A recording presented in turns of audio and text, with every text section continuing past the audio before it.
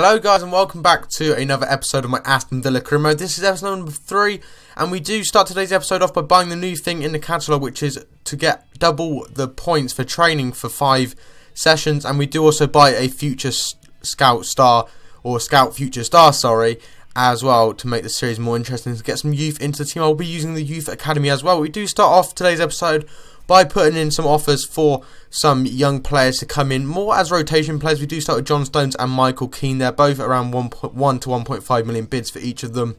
And we also do have William Hughes on here, or Will Hughes as his name is in the game, and Rolando Aarons as well of Newcastle. Looking to just bring in some new players. The top 3 are my main targets because they're all English players as well, which obviously suits the bill of this team. They're young and, you know, ready to grow into better players. We want to try and get rid of people like Felipe Senderos, Kieran Richardson, Charles Nzogbia, even Gabriel Bongelhoy. You know, there's a lot of players in this team that I don't want to use and I want to try and get rid of, and bring in some nice fresh young players to grow into the team and make us hopefully a title winning side one day. Anyway, we do start today's episode off with a game against Crystal Palace at Selhurst Park. Looking to hopefully pick up the victory today. This is obviously our first game on professional difficulty since moving it down from world class, and I will only be showing you very short highlights today because we are in the transfer window. And although this game here has got a few more highlights than the other ones for certain reasons, but I do want to try and get through all the transfer stuff today, and we will be getting out of the transfer window today as well, which is really cool. Hopefully you guys are enjoying this series so far. If you are, if we could smash that like button, if you do go on to enjoy this episode, that would be absolutely awesome. We do start off here with Michy Batshuayi on the edge of the box, trying to look for some space in the opening half an hour here. He finds Amavi, who goes to take the shot, and unfortunately it is deflected and nothing does come of the opportunity. But Carlos Sanchez here passes through to Batshuayi again, manages to muster himself round some defenders, gets through into the box and does put us 1-0 up, which is absolutely awesome. I believe that is our first goal so far we have scored in FIFA 16 career mode. Obviously, if you guys have been watching the My Player series, you'll know we've been doing pretty well in that. But we do end up finding ourselves 2-0 in the lead through Scott Sinclair and an assist from Michy Batshuayi.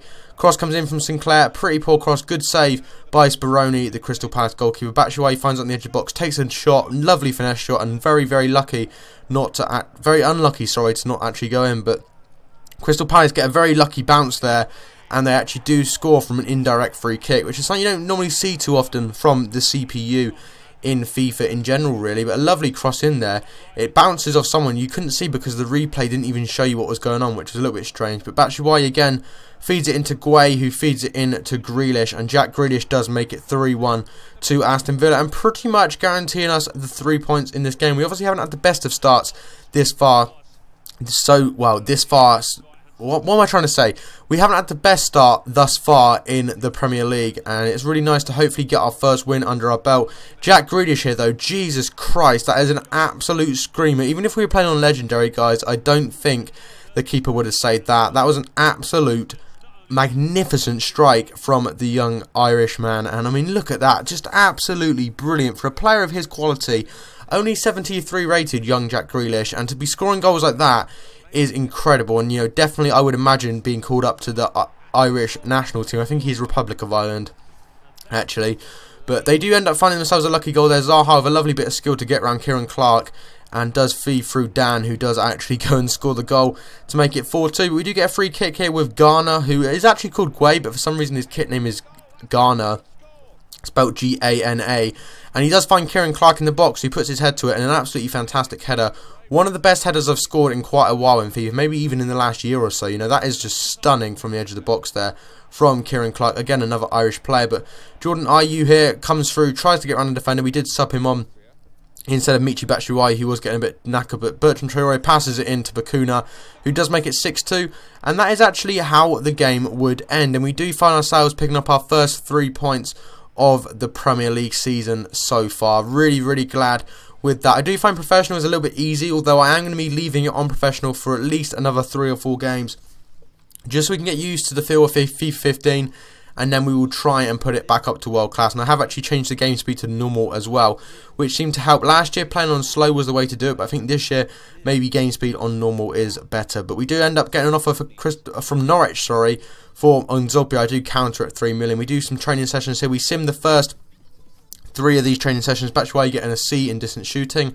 Grealish getting a C in keep possession, and Kieran Clark getting an A on 2-on-2 defending. We do actually play these two games. You can see I did actually play these skill games. This is probably what I'll do if I show you guys skill games, is just fast forward it like really fast, just so you can see I've actually completed the drills and all of that good stuff. And Trail gets a D in distance shooting, and Marvi gets an A in dribble course, which is fantastic. We do go back in for John Flanagan. They wanted a little bit more money, and they wanted 3.5, so I decided to put Senderos into the deal plus 2.1 million. We would see what would happen with that.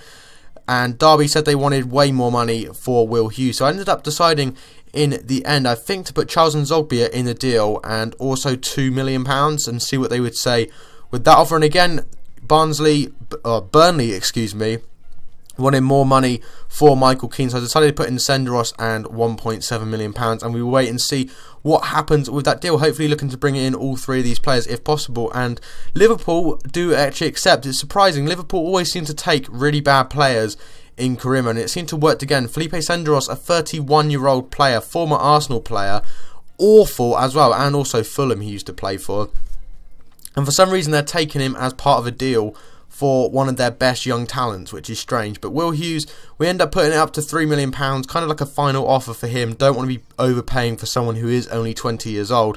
But Michael Keane, again, they wanted a little bit more. I didn't want to give them 2.9. I decided to put it up to 1.9 and see if they would come back and accept that or not. And we do actually make a team sheet for the reserves, because we do have a game against Barnet, which you can see we are simming now. It is at Villa Park at home, so we should get the victory, and we do end up winning 6-0, as you can see on screen, which is fantastic. And we do go through to the next round of the Capital One Cup. If we get to the quarter or the semi-finals, I will probably play it.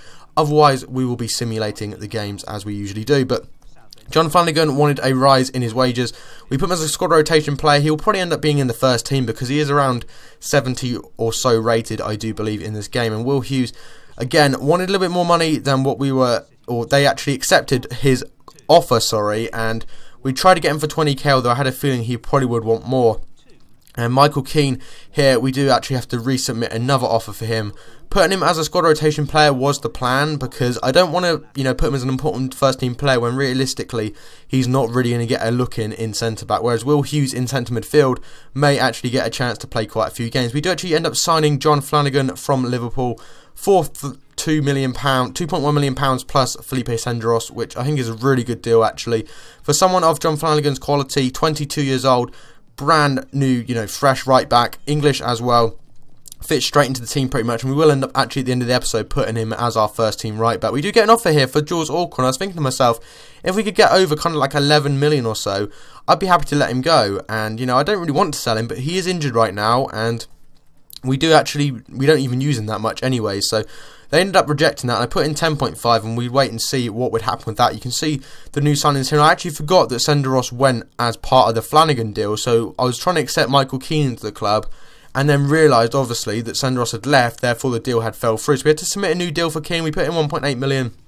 and we will have to wait and see until after this game against Sunderland at Villa Park as to what Burnley would say with the deal regarding Michael Keane. Hopefully looking to bring him into the team. And to note as well, if Jaws Alcor does leave the club, we will be looking to bring in John Stones. I mentioned it before in either the first or the second episode of this series that we used him last year in the Fiorentina series. I absolutely loved him. He's English as well, which fits straight into this team, and he would come in and replace Kieran Clark. We got him to an 85 rated last year, so anything like that again would be fantastic. I loved using Stones, probably my favourite player in that series, along with Jesse Rodriguez, who's a player I'm tempted to sign again, but probably won't in this career. But we do go into this game against Sunderland at home, looking to pick up the victory. Sunderland do have a good team, some notable players in there like Pantilimon, Yedlin, Van Aanholt, Kabul, Defoe. They've got some decent players, but we should have the advantage, I would have thought. And we do start off quite well here with an early shot from Batshuayi. Good save from Pantilimon, and it does remain at 0-0. But Catamol there comes close to making the scoring 1-0 to Sunderland. Will Hughes with a lovely ball over the top into Michy Batshuayi, who's running through on goal. The young Belgium striker turns inside. Lovely goal from Batshuayi, and following in the footsteps of Christian Benteke, who obviously left the club in the summer for, bigger places, I guess, at Liverpool. Hopefully we can make him regret that. Obviously, Belgium as well. I didn't actually intend that when I signed Batshuayi for him to be Belgium as well as Benteke used to be, or it still is Belgium, obviously, but doesn't play for Aston Villa. But we do end up getting a lovely goal there with Jack Grealish. I decided to chip the keeper, and Pantilimon being 6'7", I think, it's pretty crazy to think that we actually managed to chip him. Really did not expect that, and usually when I chip, I don't put enough power. That time I thought I put too much, and it actually worked perfectly. We do come through here again with Batshuayi, and he gets himself his second goal of the game, and does make it 3-1 to Aston Villa. And we are looking now pretty comfortably to be able to get the 3 points in this game, which is absolutely fantastic. And you can see there, Batshuayi, lovely goal from him.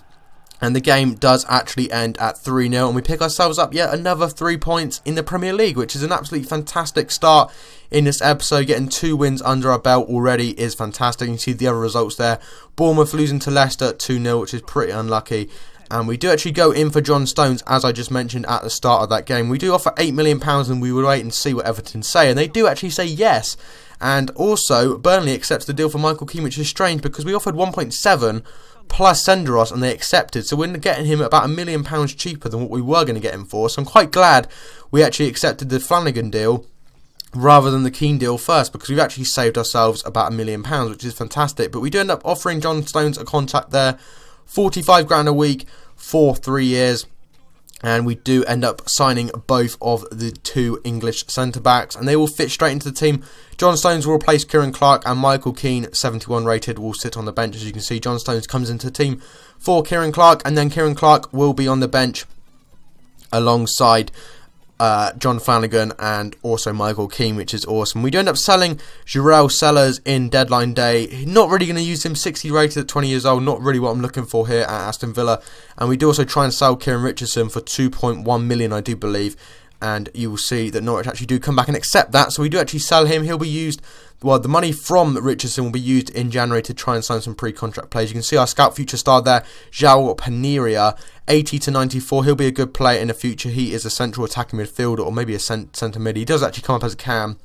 We do offer him a contract eventually into the team, and we do actually have some player training to be getting on with in just a second's time, as you can see on screen. We do actually train up Batshuayi, Traore, Grealish and Stones and Flanagan, and Grealish does actually grow to a 74, which is fantastic. We do end up training our new player, and he doesn't seem to do a lot, this scout future star. He did grow a little bit in his long passing and ball control and dribbling and stuff like that, but nothing too notable. But anyway guys, that is the end of episode number 3. If you have enjoyed this episode, if we could smash over 7 likes, that would be absolutely awesome. If you haven't already, go and subscribe to the channel for daily FIFA content. I'll speak to you guys in the next episode very soon.